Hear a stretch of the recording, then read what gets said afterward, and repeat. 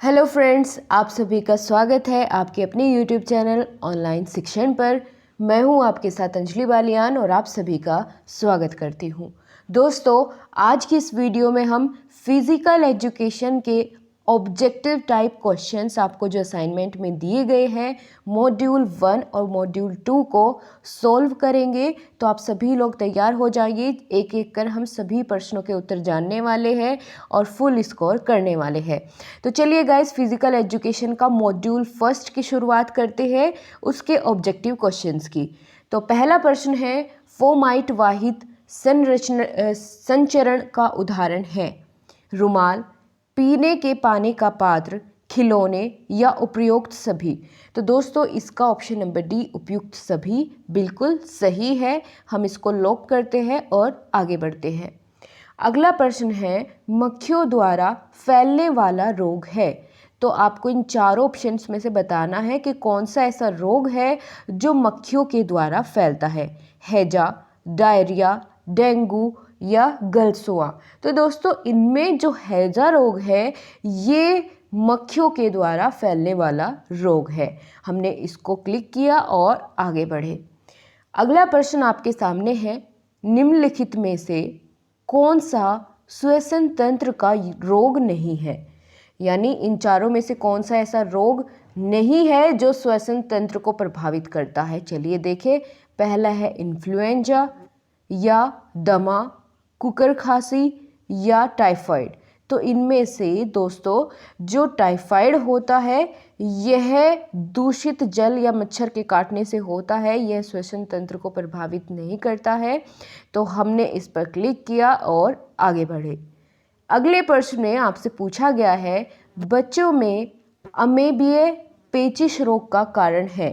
तो क्या है इनमें से कारण, आपको बताना है। पेचिश रोग का कवक, जीवाणु, विषाणु या प्रोटोजोआ। दोस्तों, यह रोग कवक के कारण होता है। तो ऑप्शन नंबर ए इसका सही आंसर हो जाएगा। आगे बढ़े। अगले प्रश्न में आपसे पूछा गया है, मच्छरों से फैलने वाला रोग नहीं है। तो इन चारों में से कौन सा ऐसा रोग है जो मच्छर के द्वारा नहीं फैलता है। वह है चेचक, जिसको हम छोटी माता या बड़ी माता के नाम से भी जाते हैं और इंग्लिश में कहते हैं चिकन पॉक्स। तो यही इसका ऑप्शन बिल्कुल करेक्ट है। लॉक किया, आगे बढ़े। अगला प्रश्न आपसे पूछा गया है, मेनटॉक्स परीक्षण किस रोग के पहचान के लिए किया जाता है। दोस्तों, यह रेबीज़ के लिए किया जाता है या फिलेरिया के या क्षय रोग के या फिर डेंगू। दोस्तों, इनमें जो ऑप्शन नंबर सी है ट्यूबरक्लोसिस, इसकी पहचान करने के लिए यह परीक्षण किया जाता है। तो हम क्षय रोग पर क्लिक करेंगे, जिसको इंग्लिश में टीबी यानी ट्यूबरक्लोसिस कहते हैं। आगे बढ़े। अगले प्रश्न में आपसे पूछा गया है, तंत्रिका कोशिकाओं को प्रभावित करने वाला रोग इनमें से कौन सा है। धनुष स्तंभ यानी जिसको टिटिनस कहते हैं, या रेबीज या रोहिणी डिप्थीरिया या इनमें से कोई नहीं। दोस्तों, जो तंत्रिका कोशिकाओं को प्रभावित करने वाला रोग होता है, इसमें क्या होता है कि हड्डियां मुड़ जाती है। यह किसके कारण होता है? टिटिनस। ठीक है, टिटेनस, धनुष स्तंभ जिसको कहते हैं। तो ऑप्शन नंबर ए इसका बिल्कुल सही हो जाएगा। अगला प्रश्न है, बिंदु केंद्रक द्वारा फैलने वाला रोग नहीं है। नहीं है पूछा गया है, इस बात पर आप लोग ध्यान दीजिएगा। तो टीबी, इन्फ्लुएंजा, कोरोना या फिर मलेरिया। दोस्तों, जो बिंदु केंद्रक द्वारा फैलने वाला रोग नहीं है वह है मलेरिया। बाकी सब जो है ये कैसे है, वायरल डिसीज़ है, फैलने वाले रोग है। तो मलेरिया जो है ये मच्छर के काटने से होता है। तो हमने ऑप्शन नंबर डी को टिक किया और आगे बढ़ते हैं। अगले प्रश्न में आपसे पूछा गया है, विषाणु किस प्रकार के जीव होते हैं। तो आपको बताना है कि विषाणु इनमें से कौन से प्रकार के जीव है। एक कोशिकीय है, दो कोशिकीय है या बहुकोशिकीय है या फिर अकोशिकीय, यानी उनमें कोई कोशिका नहीं होती। तो विषाणु जो है वो अकोशिकीय जीव होते हैं। इसका मतलब ऑप्शन नंबर डी इसका सही ऑप्शन हो जाएगा। क्लिक करा और आगे बढ़ते हैं। अगले प्रश्न में आपसे पूछा गया है, विषाणु से फैलने वाला रोग है कौन सा। मलेरिया, हैजा, इन्फ्लुएंजा या इनमें से कोई नहीं। दोस्तों, इनमें से जो इन्फ्लुएंजा रोग है वह है विषाणु से फैलने वाला रोग। हमने इसको क्लिक किया और हम आगे बढ़ते हैं। तो देखिए दोस्तों, हमने 10 क्वेश्चन थे और 10 के 10 क्वेश्चंस को हमने आंसर किया है, कोई भी क्वेश्चन स्किप नहीं किया है।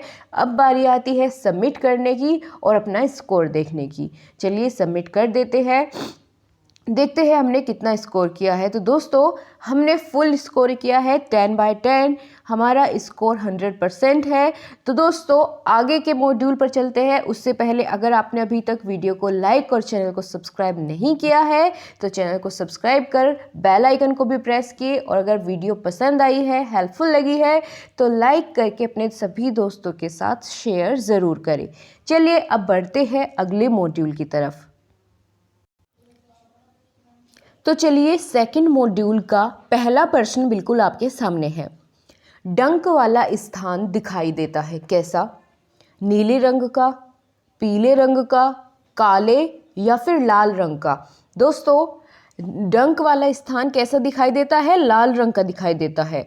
तो ऑप्शन नंबर डी बिल्कुल सही हो जाएगा। इसको लॉक करते हैं और आगे बढ़ते हैं। क्वेश्चन नंबर सेकंड में पूछा गया है, प्राथमिक चिकित्सक का व्यवहार होना चाहिए कैसा?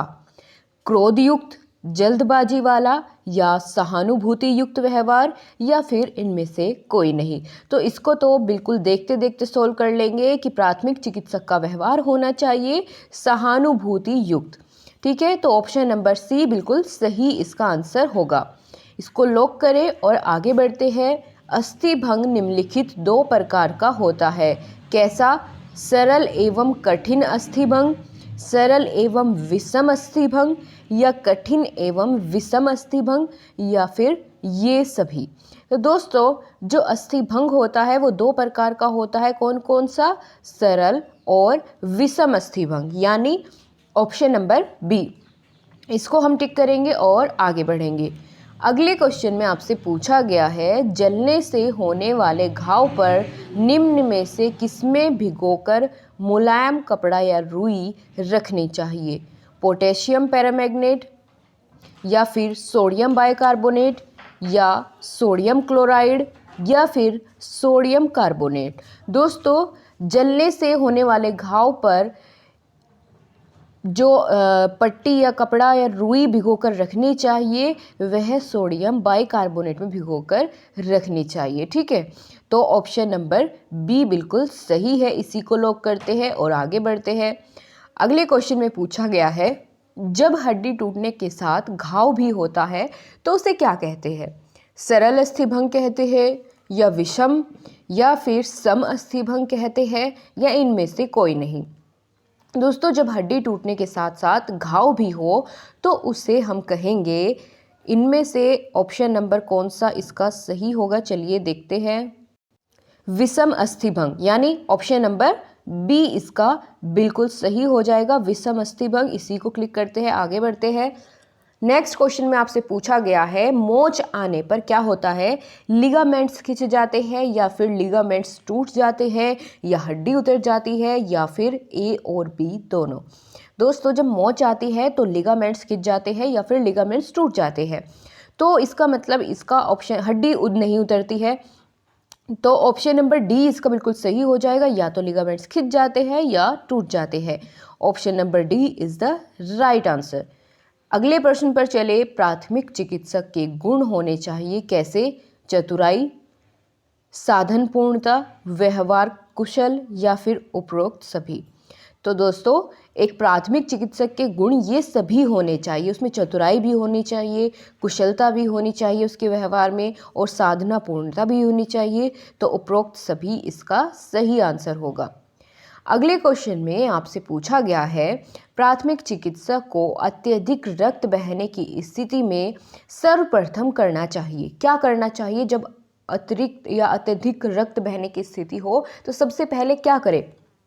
पीड़ित को सीधा रखना चाहिए, या फिर प्रत्यक्ष रूप से साफ कपड़े या हाथ से दबाव डालना चाहिए, या फिर साफ कपड़े से ढकना चाहिए, या ऑक्सीजन देनी चाहिए। तो दोस्तों अगर इन सभी ऑप्शंस में देखें तो सबसे ज़्यादा जो अच्छा इसका जवाब माना जाएगा वह होगा ऑप्शन नंबर बी, यानी प्रत्यक्ष रूप से साफ कपड़े या हाथ से दबाव डालना चाहिए। ठीक है, तो हम इसमें क्या करेंगे, सबसे उपयुक्त इसका आंसर होगा वह होगा ऑप्शन नंबर बी।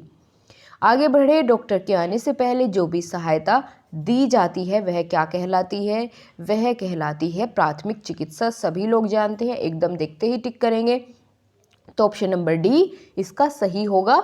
डॉक्टर के आने से पहले जो सहायता दी जाती है वह कहलाती है प्राथमिक चिकित्सा।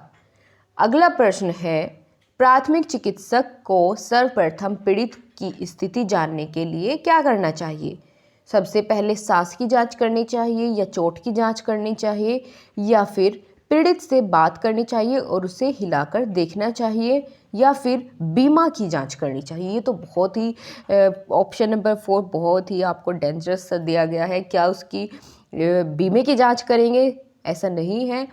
तो इसमें से सही आंसर जो होगा वो ऑप्शन नंबर सी होगा कि पीड़ित से बात करनी चाहिए और उसे हिलाकर देखना चाहिए कि सब कुछ ठीक है या कहाँ चोट है, कितनी चोट है, वो सब तभी पता चलेगा। ठीक है, तो सबसे पहले उसकी स्थिति जांच करनी चाहिए, उसको हिलाकर उससे बात करनी चाहिए।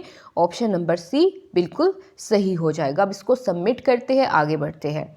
दोस्तों यहाँ पर 10 क्वेश्चन दिए गए थे आपके सेकंड मॉड्यूल में, और 10 के 10 का जवाब हमने दे दिया है, कोई भी क्वेश्चन स्किप नहीं किया है। सबमिट करते हैं और उसके बाद अपना स्कोर देखते हैं। चलिए सबमिट करें। तो यहाँ पर स्कोर आपके सामने है, हमने 10/10 स्कोर कर लिया है। बहुत अच्छे। तो दोस्तों चलिए आज की इस वीडियो को यहीं पर समाप्त करेंगे, और जाने से पहले आपको चैनल को सब्सक्राइब करना है और वीडियो को लाइक और अपने सभी फ्रेंड्स मित्रों की हेल्प करनी है इसको शेयर करके। Thank you so much guys. आपसे फिर से मुलाकात होगी। अगर आप आगे के असाइनमेंट्स या मॉड्यूल्स के ऑप्शंस मल्टीपल चॉइस क्वेश्चंस के आंसर चाहते हैं तो कमेंट बॉक्स में ज़रूर बताएं। Bye bye. Take care. Thank you.